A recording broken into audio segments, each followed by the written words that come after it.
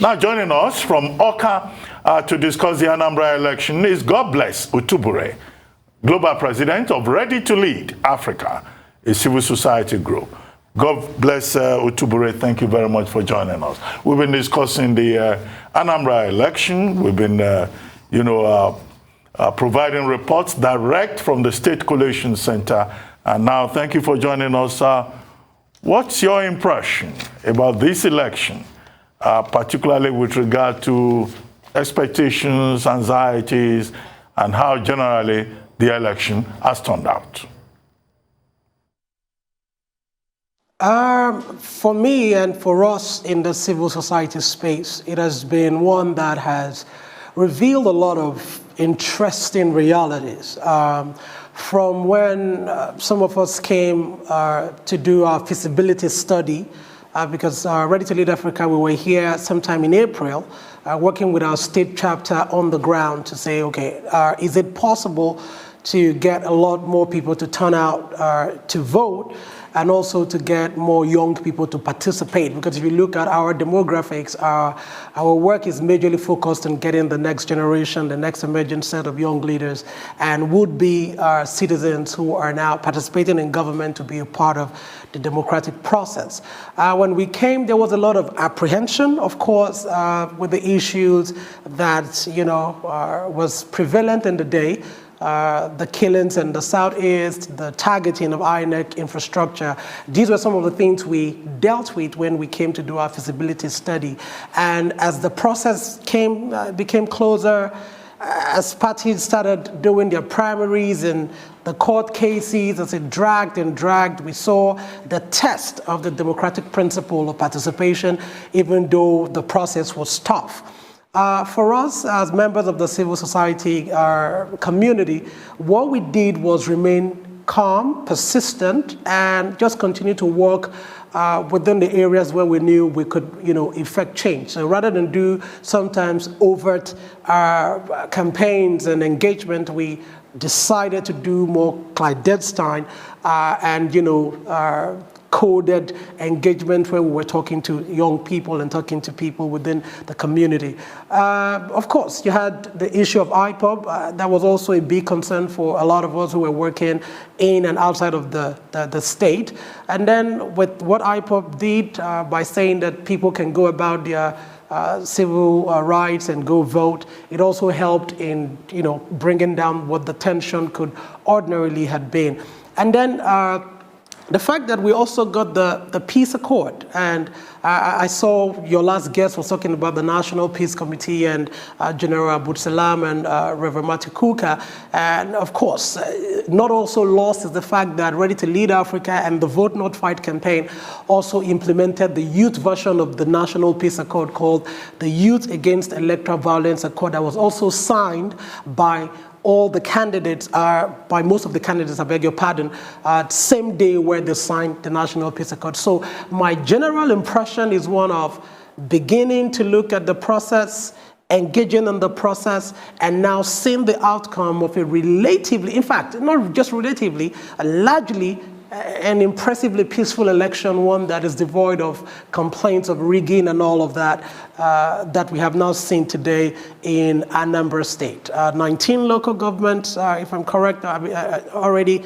done, and we see what the outcome has been, and the city itself has been extremely calm, and we can say of a truth, we're seeing an election that is really, beginning to move in the right direction. But nevertheless, the challenges from the side of the umpire, which is INEC, has also given us reason to question some of the energy that INEC speaks with. Which is actually something we have also been very careful about. INEC always beats their chest and say, oh, we're going to do this, we're going to do this, and then you see that again on the field, and of course there are challenges. And we know that. We absolutely do know that there are challenges when you deploy new technology and you try new things.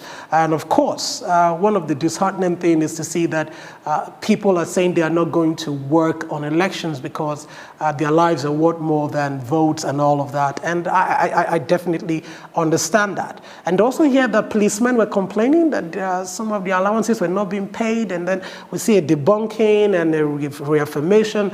It just shows that we still have a lot of work to do in the entire democratic ecosystem to ensure that we have a virile, sustainable and prosperous democratic system as a people moving forward.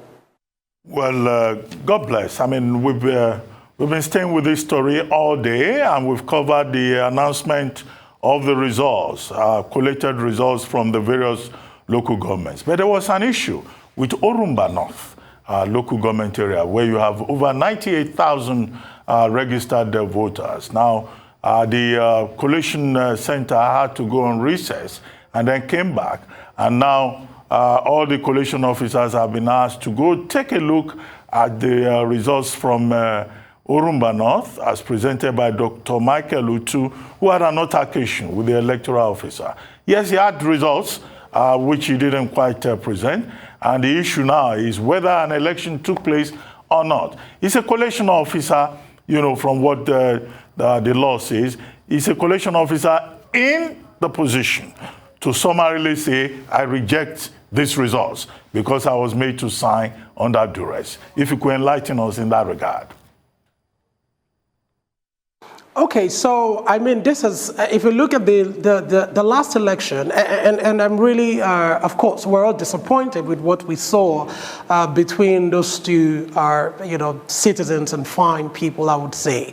But it is also part of the things that we hope we would not see moving forward. And that is why the new Electoral Amendment Act, which is yet to be signed by the president, being worked on by the conference committee right now, we now see that these are some of the issues that we also raised, and we've created clauses for them to be solved. Now you have an electoral officer that is saying, oh, maybe I signed this under duress. The current Electoral Act, right, does not give INEC the capacity to review all of these things and make a determination, as we ordinarily would have loved to. But if you look at what we've done with the new Electoral Act that we advocated for and now that's gone through the House, is that, INEC would have ample time, I think within 7 days, to look at all of that. And a returning officer, maybe an electoral officer, who says that I signed this thing under duress, INEC can refute and refuse that result.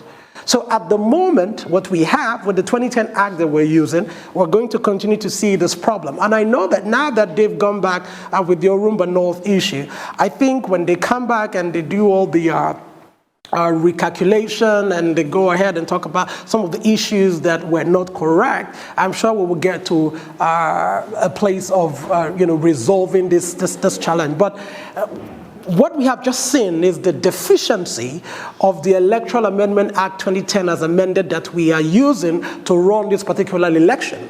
And I believe that as the conference committee finishes and rounds off its work with regards to the 2021 Electoral Amendment Act that a lot of us and all the CSOs in the country and the House of Reps and the Senate have now graciously worked on, I believe that these issues will be a thing of the past, where INEC will now be legally permitted to reject election results or whatever people bring, and they say, oh no, I did this out of duress. And for me, I just think that is where we are at the moment, and it's sad. It is sad. What do you think is likely to happen tonight, tomorrow, going forward? Any projections, any expectations? Well, when you look at what I think, there are some local governments where, of course, elections have not yet happened, because when you look at the returning officers and the electoral officers, they're saying that, yeah, it's been confirmed. Even you look at the party agents for the three leading parties that are actively participating in the process, saying that, yeah, we can confirm that elections did not happen here, elections did not happen here. What I think is going to eventually now happen in general is all the parties can see the results, and they have all itemized areas where they have grievances and all of that. What we're going to see on Monday will be the consummation of the entire process. There will be areas where elections didn't happen before that will happen, but I also think that you have 21 local governments and you have 19 already called, if I'm correct, and data is already out there to show where the votes have gone. So my expectations right now will be going back to look at what the difference could be and where the challenges are to see if these outstanding engagement would either impact the finality of the result, or we can, it will probably make preliminary judgments to say we probably know where the results might end, tilting. But at the end of the day, we're not in a position to make any particular announcement. At best, we can talk about what our opinions are.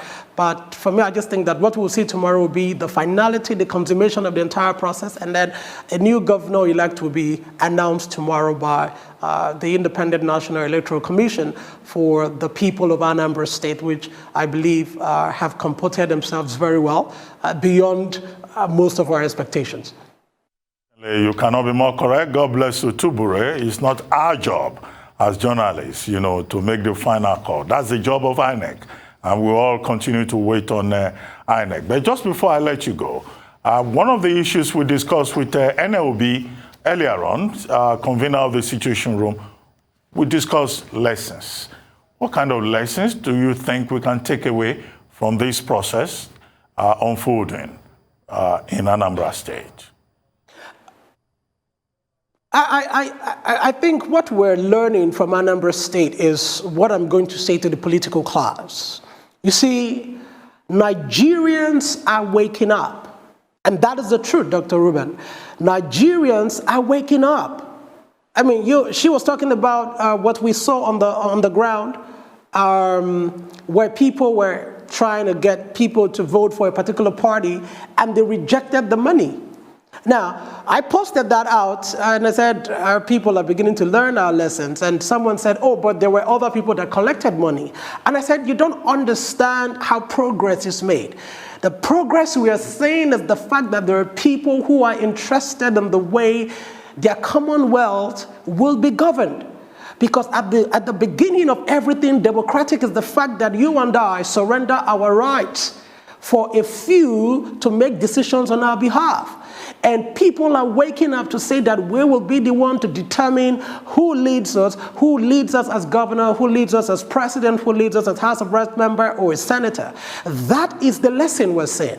The lesson, again, on the part of the authorities is the fact that whenever we try to implement newness on a large scale, we must do our homework. And that is the word to INEC.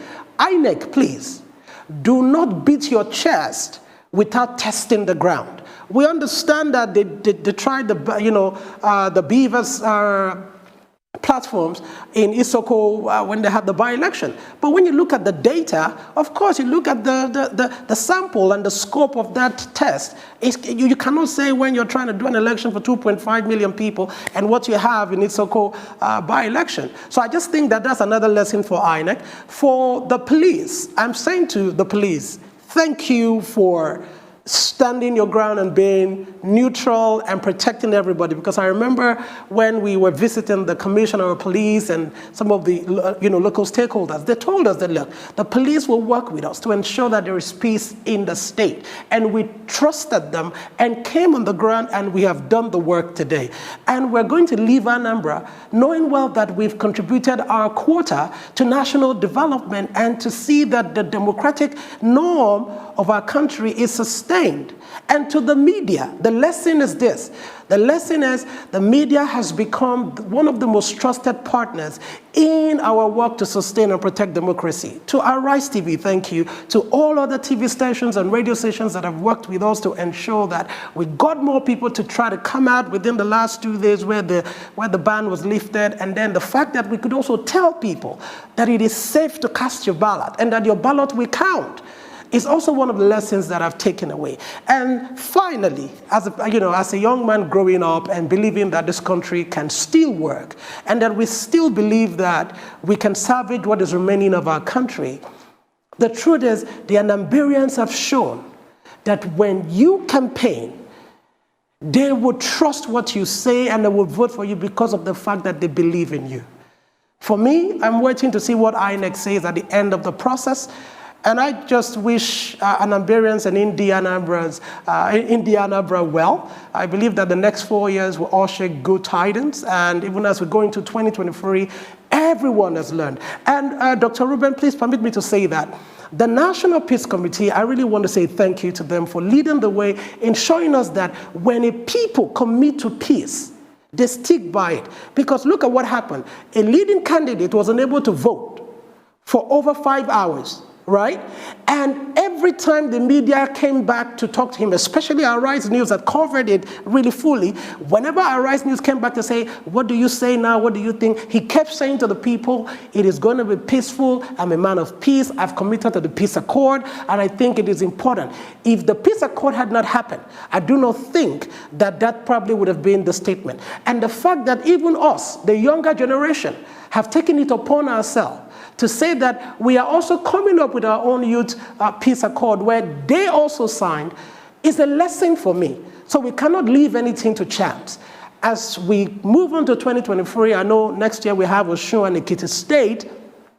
We're all going to be back there, working hand in hand with the media, with INEC, with the police and the military to ensure that this democratic system that we have now been given since 1999, that it is protected and sustained, because that way we can see everybody's voice is heard, people's opinion are listened to, and we can develop this beautiful country that God has blessed us with. So for me, that has been the lesson for me, actually. And for all of us that are ready to lead Africa. Yes, thank you very much. Godbless Otunure, Global President, ready to lead Africa. And God bless you. Thank you very much for joining us.